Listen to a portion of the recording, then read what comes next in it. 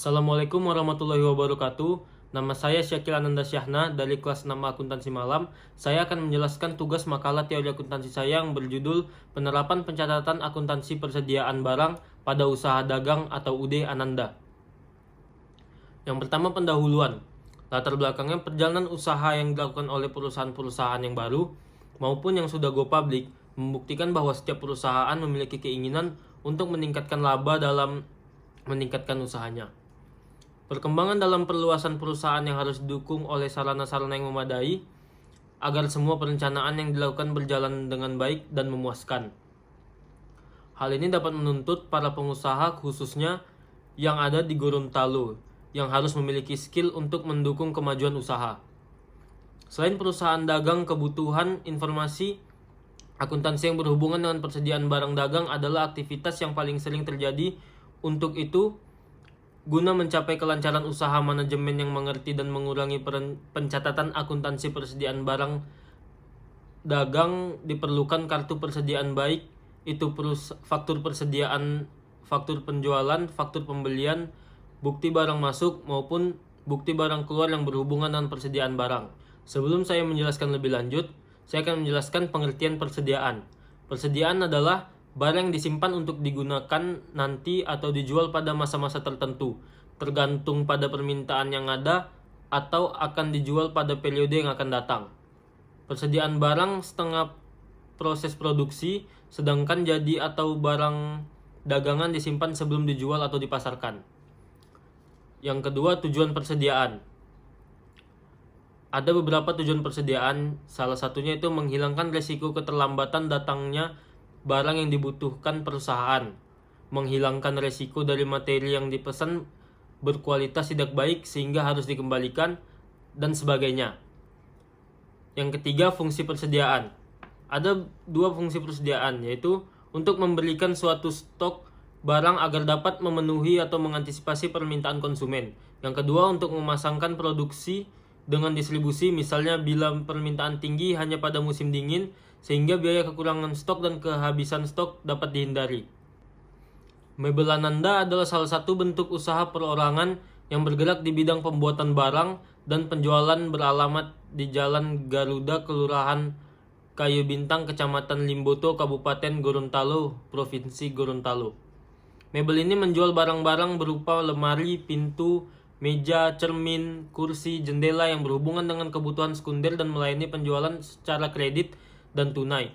Namun dari segi penerapan akuntansi persediaannya belum dikelola dengan baik. Mebel tersebut belum melakukan pencatatan akuntansi persediaan dengan setiap terjadi transaksi pembelian dan penjualan. Sistem persediaan. Sistem fisik atau sistem periodik dalam persediaan. Yang pertama, pembelian dan penjualan barang dagang tidak dicatat ke dalam akun persediaan, sehingga akun persediaan hanya menunjukkan informasi nilai persediaan barang dagang di awal periode. Yang kedua, transaksi pembelian barang dagang dicatat debit pada akun pembelian dan transaksi penjualan barang dagang dicatat sebesar harga jualnya. Yang ketiga, nilai persediaan pada akhir periode diketahui setelah dilakukan pemeriksaan dan perhitungan barang secara fisik. Yang kedua, sistem perpetual. Yang pertama, transaksi pembelian barang dagang dicatat debit pada akun persediaan, kredit akun kas, catat utang dagang. Yang kedua, transaksi penjualan barang dagang dicatat sebagai berikut. Yang pertama, harga penjualan dicatat pada akun kas atau akun piutang dagang dan kredit pada akun penjualan. Yang kedua, harga pokok barang yang dijual dicatat debit pada akun harga pokok, penjualan dan kredit pada akun persediaan.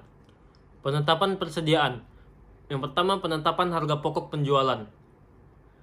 Sumarso, nilai persediaan barang dagangan ditentukan oleh gabungan dua faktor, yaitu kuantitas dan harga pokok. Kuantitas persediaan dapat dihitung dengan perhitungan secara fisik harga pokok persediaan, yaitu harga untuk memperoleh persediaan tersebut.